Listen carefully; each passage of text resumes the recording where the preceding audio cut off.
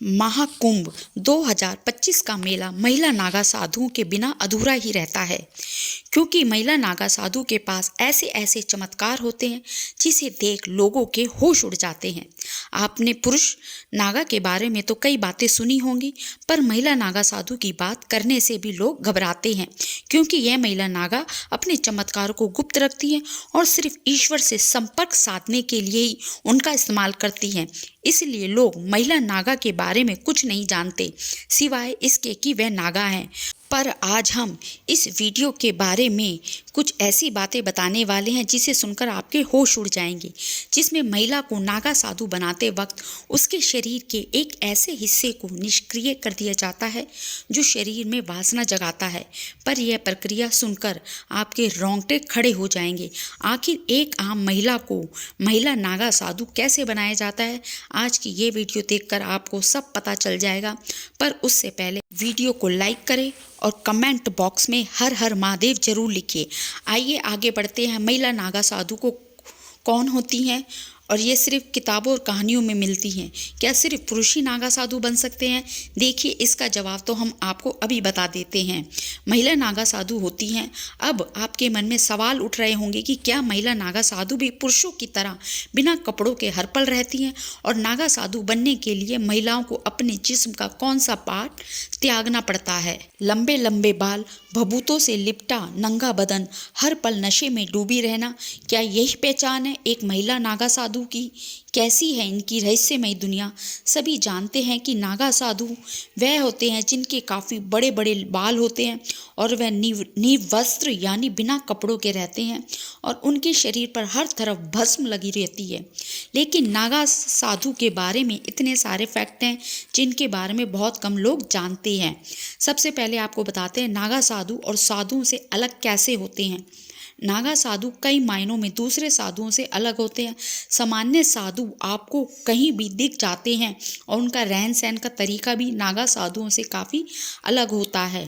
नागा साधु हर तरीके से इस दुनिया से दूर रहकर तपस्या करते हैं और अलग ही लाइफ जीते हैं।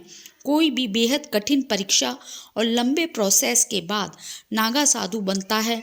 नागा साधु बनने की प्रक्रिया भी बहुत दिलचस्प है। नागा साधु बनने के लिए एक पूरी प्रोसेस होती है और इसमें कई लेवल पार करने के बाद ही कोई नागा साधु बन पाता है। यह प्रक्रिया कई सालों तक चलती है और उसके बाद किसी अखाड़े द्वारा उन्हें नागा साधु माना जाता है। इन लेवल्स को तहकीकात, महापुरुष, अवधूत, लिंग, भंग या टांग तोड़ नाम दिए गए हैं। इसमें सबसे पहले तहकीकात की प्रक्रिया होती है, जिस अखाड़े में एडमिशन की तरह माना जा सकता है।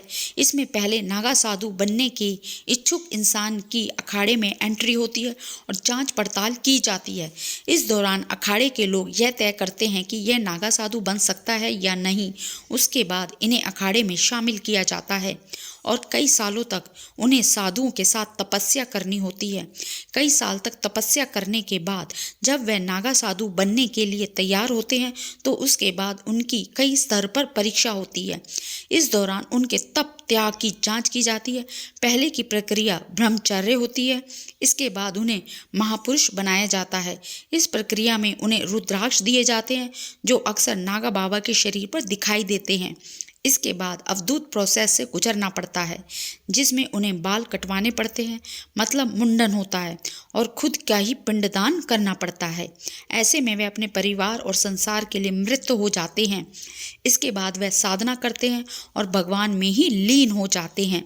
इसके बाद एक प्रक्रिया होती है जो अखाड़े में लगे एक खंबे के नीचे होती है। इस प्रक्रिया में कई रिवाज पूरे किए जाते हैं, जिसमें लिंग भंग की प्रक्रिया भी होती है।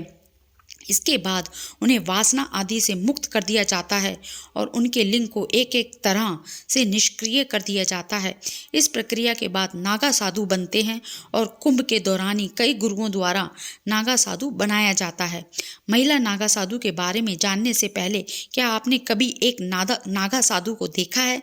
नीचे कमेंट्स में यस लिखकर जरूर बताएं।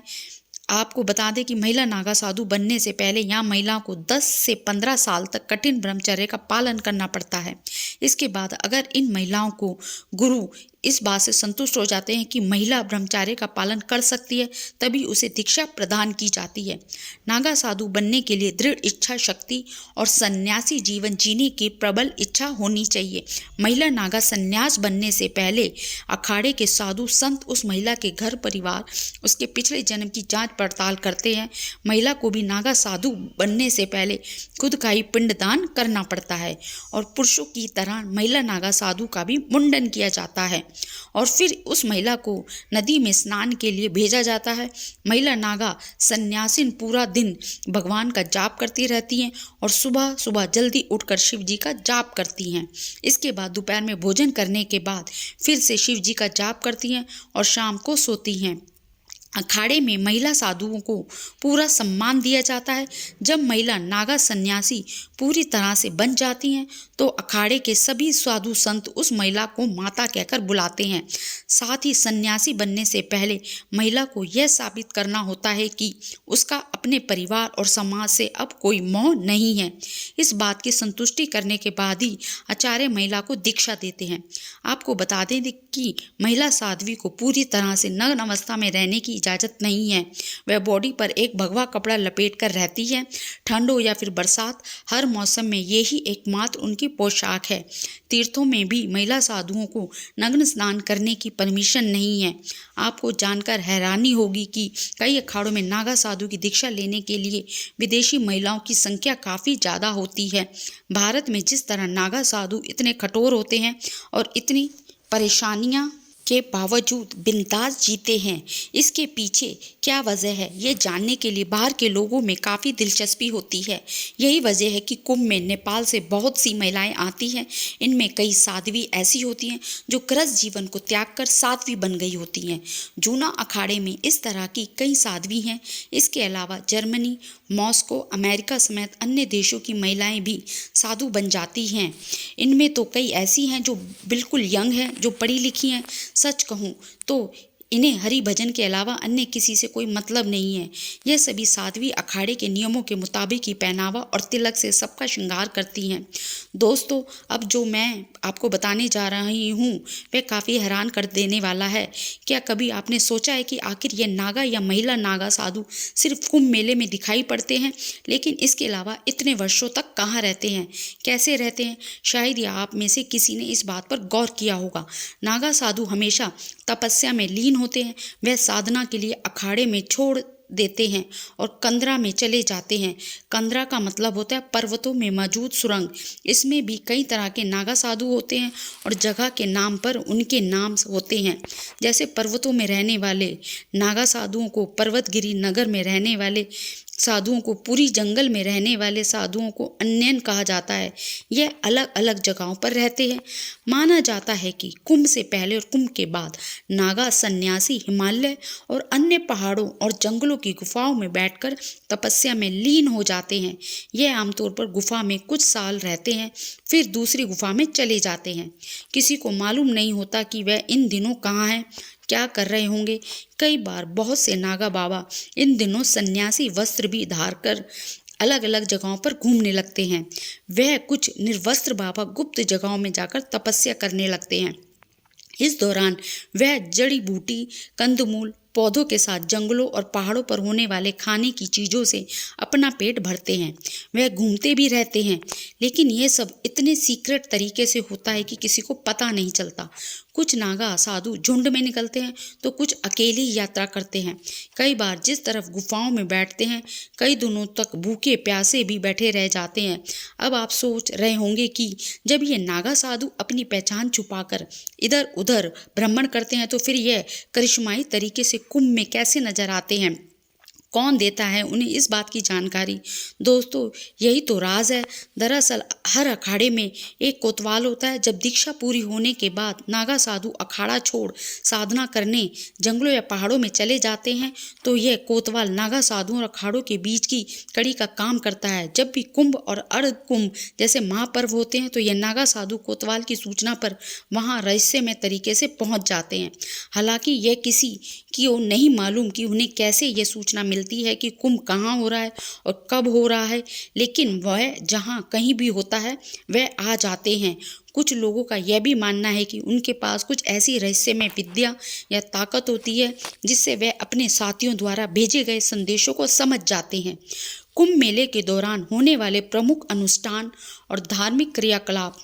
कुंभ मेले में न केवल एक धार्मिक आयोजन है, बल्कि यह भारत की सांस्कृतिक आध्यात्मिक धरोहर है। मेले के दौरान कई महत्वपूर्ण अनुष्ठान और धार्मिक क्रियाकलाप संपन्न होते हैं, जिनका पालन करोड़ों श्रद्धालु करते हैं। यहाँ प्रमुख अनुष्ठानों और क्रियाकलापों का विवरण दिया गया है। कुंभ मेले का सबसे प्रमुख अनुष्ठान शाही स्नान है। यह पवित्र नदियों गंगा, यमुना और संगम में किया जाता है। तिथि शाही स्नान मुहूर्त विशेष खगोलीय संयोग पर आधारित होता है। आयोजन अखाड़ों के साधु संतों, नागा साधु और अन्य श्रद्धालु विशेष क्रम में नदी में स्नान करते हैं। मान्यता इसे आत्मशुद्धि और मोक्ष प्राप्ति का मार्ग माना जाता है। प्रक्रिया साधु संतों कलश में पवित्र जल भरकर धार्मिक स्थलों पर ले जाते हैं। महत्व इस धर्म और अध्यात्म की पवित्रता का प्रतीक माना जाता है। पवित्र गंगा नदी के तट पर भव्य आरती का आयोजन होता है। महत्व आरती में शामिल होकर भक्तों को दिव्य ऊर्जा और आशीर्वाद प्राप्त होता है। आकर्षण दीपों की कतारें और मंत्रोच्चारणों से अद्भुत दृश्य बनता है। फोर पिंडदान और तर्पण। महत्व कुंभ मेला पितरों के उद्धार के लिए पिंडदान और तर्पण का शुभ अवसर है। स्थान संगम पर विशेष रूप से यही प्रक्रिया की जाती है। मान्यता इससे पितरों की आत्मा को शांति मिलती है। 5 ध्वजारोहण विवरण। कुंभ मेले की शुरुआत से पहले हर अखाड़ा अपने अपने ध्वज फहराता है। महत्व ये अखाड़ों की उपस्थिति और पवित्रता का प्रतीक है। 6 नागा साधुओं को जुलूस विवरण। नागा साधु अखाड़ों के नेतृत्व में पवित्र स्थान के लिए भव्य जुलूस निकालते हैं। आकर्षण नंगन अवस्था में भभूत लगाए त्रिशूल और डमरू लेकर साधु पारंपरिक मंत्र उच्चारण करते हैं। 7वां मंत्र जाप और ध्यान साधना विवरण। साधु संत और भक्त कुंभ मेले के दौरान विशेष मंत्रों का जाप और ध्यान करते हैं। महत्व इस आत्मिक शुद्धि और ईश्वर से संपर्क का साधन माना जाता है। 8वां सत्संग और प्रवचन विवरण। विभिन्न धार्मिक और गुरु और संतों द्वारा प्रवचन और सत्संग का आयोजन किया जाता है। महत्व इससे भक्तों को आध्यात्मिक ज्ञान और धर्म की गहरी समझ प्राप्त होती है। 9वां विशेष यज्ञ और हवन विवरण में मेले में विभिन्न अखाड़ों और मठों द्वारा यज्ञ और हवन किए जाते हैं। महत्व अनुष्ठानों से पर्यावरण की शुद्धि और सकारात्मक ऊर्जा का प्रसार होता है। भगवान की मूर्तियों का स्नान और अभिषेक किया जाता है। भक्त मेले में आए गुरुओं से दर्शन और आशीर्वाद प्राप्त करते हैं। महत्व यह है कि जीवन को नई दिशा और प्रेरणा देने वाला माना जाता है। कुंभ मेले के दौरान होने वाले ये अनुष्ठान न केवल धार्मिक महत्व रखते हैं, बल्कि ये भारत की समृद्ध आध्यात्मिक परंपरा और सांस्कृतिक एकता के प्रतीक भी हैं। वीडियो अच्छी लगे तो लाइक कीजिए, शेयर कीजिए, कमेंट में हर हर महादेव जरूर लिखें। धन्यवाद।